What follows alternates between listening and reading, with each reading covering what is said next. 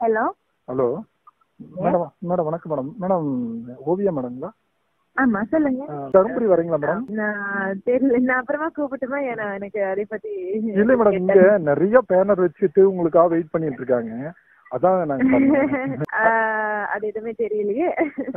நீங்க இன்னைக்கு 12 மணிக்கு இங்க வருவீங்கன்னு சொல்லிட்டு இது அப்படியா? இல்ல இல்ல இங்க வர்றதுக்கான வாய்ப்புகள் இருக்கா மேடம்? இருக்கலாம், இருக்காம இருக்கலாம். சரி மேடம், சரி மேடம். ஓகே மேடம், தமிழ்நாடு ஃபுல்லா உங்க மேல அவ்வளவு இதா இருக்காங்க, ஃபேன்ஸ் நிறைய இருக்காங்க மேடம். எல்லாமே அவங்க ஃபேமிலில ஒரு மெம்பரா தான் உங்களை பாக்குறாங்க. அந்த அளவுக்கு நல்லா ரீச் ஆயிருக்கீங்க.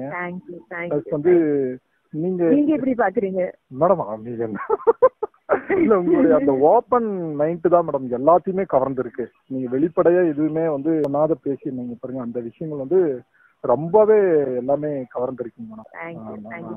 உங்களை பாக்குறதுக்காக சென்னை கண்டிப்பா வந்துருவேன். சென்னை வருவீங்க கண்டிப்பா. ஓ, இங்க எனக்கு தெரியாது, ஆனா கண்டிப்பா சென்னை வருவேன்ல. சென்னை பிடிக்கும், சென்னை எப்படி விட முடியும்? இல்ல ஆமாங்க மேடம், அது ஓகே.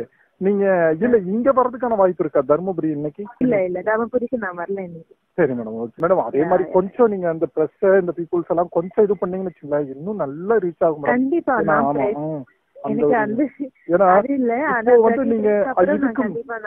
கண்டிப்பா மேடம். இதுக்கு முன்னாடி இந்த ஓவியாங்கிறது வேற, இப்ப இருக்கிறது ஓவியாங்கிறது வேற மேடம். ஏன்னா எங்க ஃபேமிலியில ஒரு நம்பரா இல்ல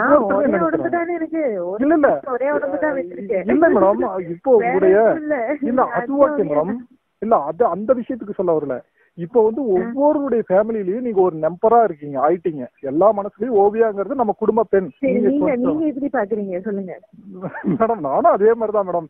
எங்க ஒய்ஃப் எல்லாமே ஆமா, என்னுடைய சிஸ்டரா தான், ஓன் சிஸ்டரா உங்களை பாக்குறேன். ஏன்னா எல்லாமே அந்த மாதிரி, நான் மட்டும் கிடையாது, எல்லாமே அந்த மாதிரிதான் பாக்குறாங்க. அதுக்காக வந்து